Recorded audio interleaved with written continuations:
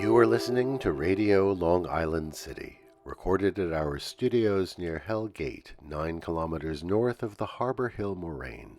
And now, the Observatory. The Observatory, Thursday the 16th of April, 2026. It is 27 days after the spring equinox. It is 66 days before the summer solstice. It is 6 days before Earth Day arrives on Wednesday the 22nd of April. The sun rises today at 6:15 a.m. Solar noon takes place today at 12:56 p.m. The sun sets today at 7:36 p.m. Civil twilight ends at 8:05 p.m. and nautical twilight ends at 8:39 p.m. The length of daytime today is 2 minutes, 34 seconds longer than yesterday. The moon is in its waning crescent phase and is 1% full at midday. The moon rises today at 5:31 a.m., and then it sets at 7 p.m. The new moon will arrive tomorrow. These are the predicted tides today for Horn's Hook. In the wee hours, low tide, 3:55 a.m., -3 centimeters. In the morning, high tide, 10:10 a.m., 1 meter 58. In the afternoon, low tide, 4:07 p.m., 3 centimeters.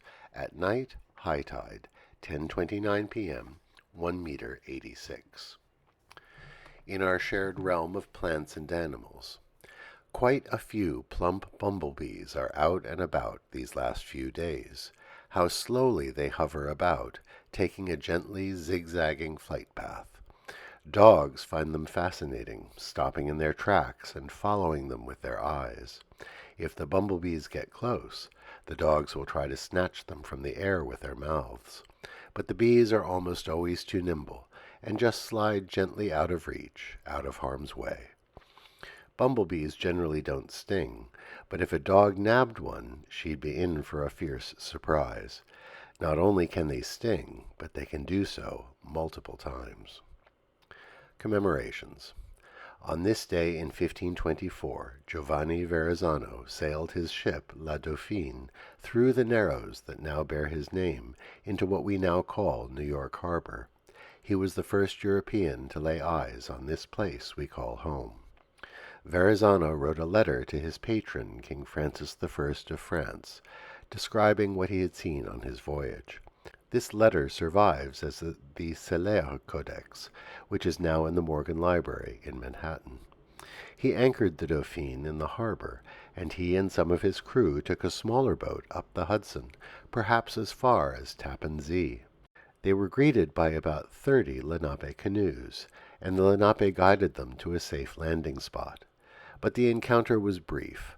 Unfavorable winds forced them to return to their ship, and they sailed out of the harbor, turned east, and followed the south shore of Long Island as they continued northeast to Narragansett.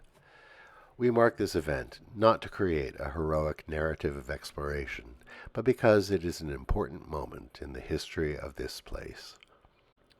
Today we remember José de Diego, born this day in 1867 in Aguadilla, Puerto Rico. De Diego was a poet, a lawyer, and a politician. He was a fierce advocate for Puerto Rico's independence. After the Spanish-American War wrested the island from Spain, it soon became clear the United States had no intention of allowing the island to become independent. De Diego traveled and lectured across the Caribbean and in Spain, arguing for Puerto Rico's self-determination. He died in New York City in 1918 and is buried in San Juan. Remember José de Diego today. On this day in 1889, Charlie Chaplin was born. Today we wish a happy birthday to R. Carlos Nakai, born this day in 1946. Nakai, who is of Navajo and Ute descent, is one of the great players of the Native American cedar flute. He began in his teens playing brass instruments and received a full education in Western music. But the gift of a cedar flute in 1972 led him to change course.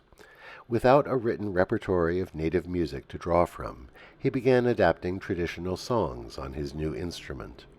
Nakai is deeply imbued with native tradition, but his music is a living thing, and he has collaborated with musicians within many genres. Happy birthday, R. Carlos Nakai. As Earth Day approaches, we leave you with this thought.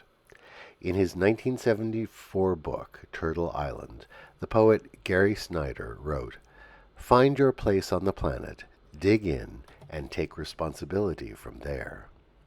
In another place he wrote, "If you do know what is taught by plants and weather, you are in on the gossip and can feel truly at home." And that is the Observatory, Thursday the 16th of April, 2026.